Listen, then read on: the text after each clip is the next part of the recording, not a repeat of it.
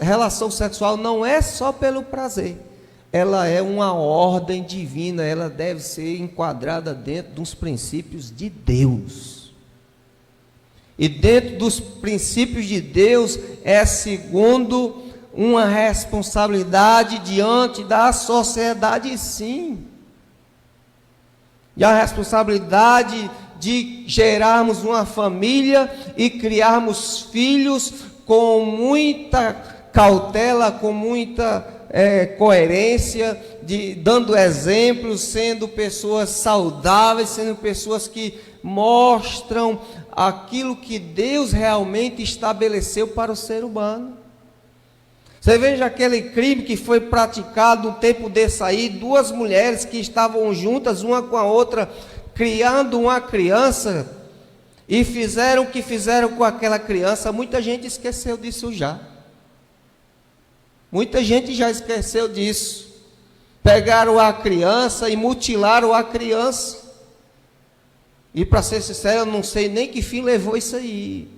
Se elas foram presas, punidas, não sei. Eu sei que a mídia não falou mais. Olha que absurdo você criar uma criança, 2 pessoas do mesmo sexo, e aí querer forçar aquela criança a assumir um sexo que não é dela. Tornar um menino uma menina. Que coisa horrível, doentio, diabólica. Isso é Satanás puro. A relação, meu irmão, diante de Deus é uma relação pura, é uma relação digna, dentro de uma responsabilidade. Nós não vamos sair por aí gerando um filho e deixando para lá. É assim não. O casamento se constitui uma família, se gera filhos e se educa filhos. Faz com que estes filhos venham ser pessoas saudáveis, pessoas que vão contribuir para a sociedade, para o bem comum de forma positiva, de forma que venha trazer bem-estar como um todo. A relação não pode ser, não deve, não pode, não é aceita entre pessoas do mesmo sexo. Porque une-se-á o homem a uma mulher. Deus não uniu mulher a mulher, nem homem a homem. A relação sexual dentro do casamento também, as pessoas não se governam individualmente, o corpo não é seu.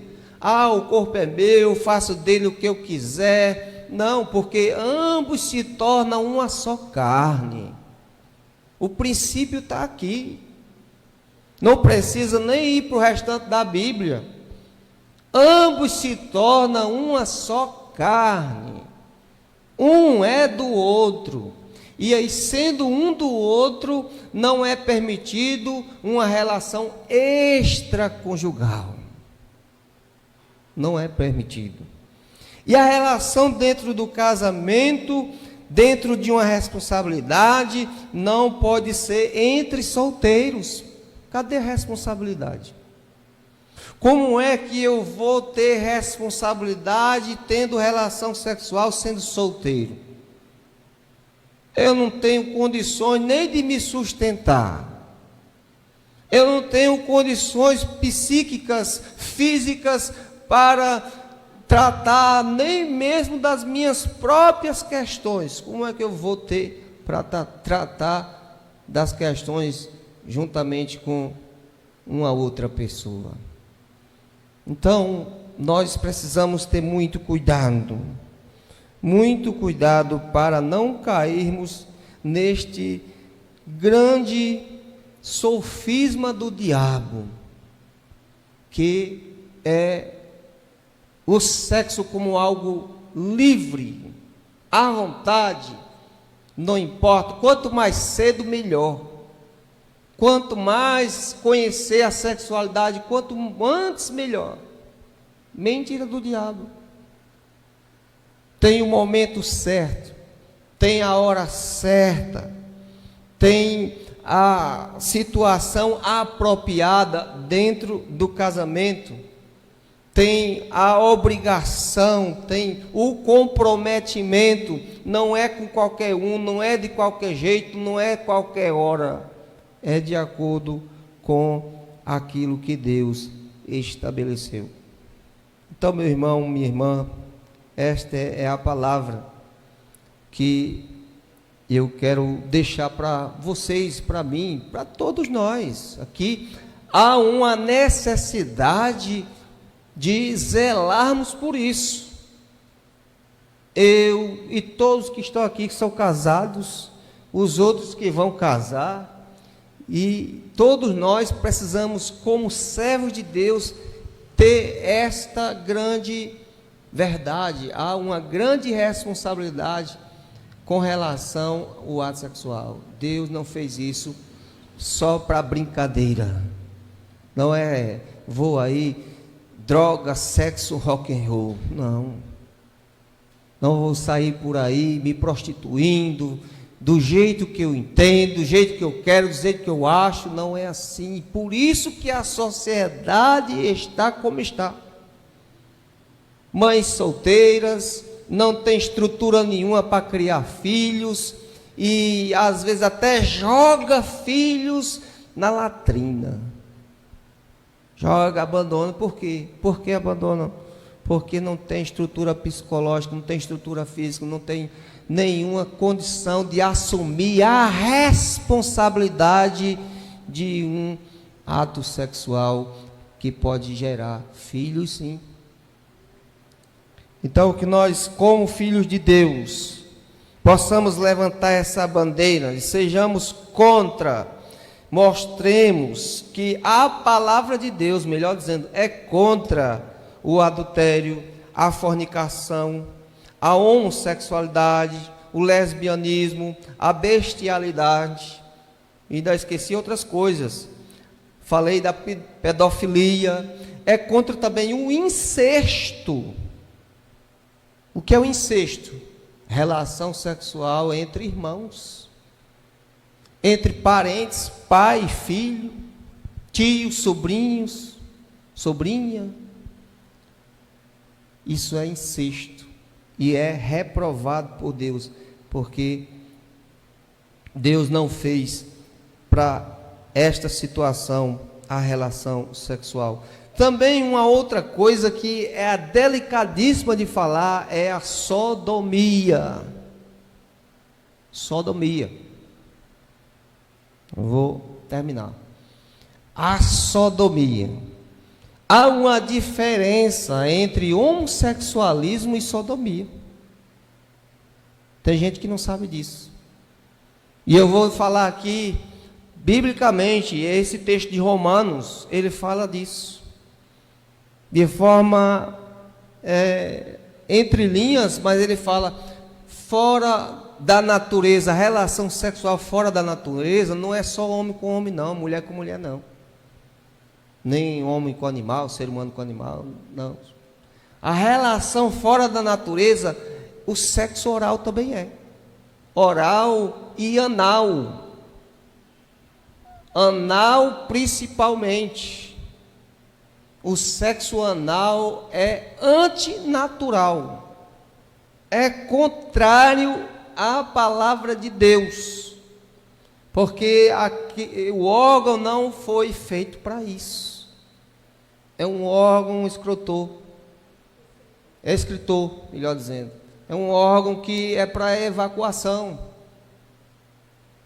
Não existe dentro da Bíblia nenhum respaldo para alguém dizer que é permitido essa relação sexual. Ela é abominável diante de Deus. Isso é sodomia. E sodomia é ter prazer anal. E quando a mulher se deita com o seu esposo e se doa a esse prazer anal, ela está praticando a sodomia, ela está em pecado. E é abominável diante de Deus, porque é contra a natureza. Então, meus irmãos, veja como uma coisa não é tão simples. E como é difícil a gente falar dessas coisas. Tem até uma criança ali que não era nem para estar aqui. Então, não é fácil falar sobre essas coisas, mas são necessárias. E se faz necessário. Muitos cristãos têm dúvidas sobre estas coisas. E nós, como pregadores, como pastores, mestres da palavra de Deus, mesmo com dificuldade de falar, que a gente tem a dificuldade de falar, isso para mim não é fácil estar falando sobre essas coisas, mas é necessário falar, porque nós, muitas das vezes, temos visto até dentro das igrejas, esse tipo de comportamento. Como lá na igreja de Corinto, Paulo escreve aquela igreja porque tinha esse tipo de comportamento, e Paulo vai reprovar. Paulo vai reprovar, não é Paulo que vai reprovar, é Deus. Paulo, inspirado pelo Espírito Santo, vai trazer a reprovação de Deus. Que nós tenhamos cuidado com a nossa vida, com a nossa sexualidade, para que nós não venhamos pegar de uma coisa tão boa, tão maravilhosa, tão abençoada, de uma coisa tão esplêndida que Deus nos deu, e jogar essa preciosidade, essa pérola na lama. Porque se nós não fizermos o bom uso desta grande bênção que Deus nos deu, nós iremos nos envolver com um grande lamaçal, estaremos totalmente sujos e reprovados diante do Senhor. Que nós possamos nos firmar, fugir destas coisas, fugir da prostituição, fugir da pornéia, fugir de tudo aquilo que é contra a natureza e contra a vontade de Deus automaticamente. Que esta palavra fique no nosso coração. A Bíblia é taxativa em afirmar que a atitude contra o pecado precisa ser radical, e que andar em santidade não é uma opção, é um mandamento.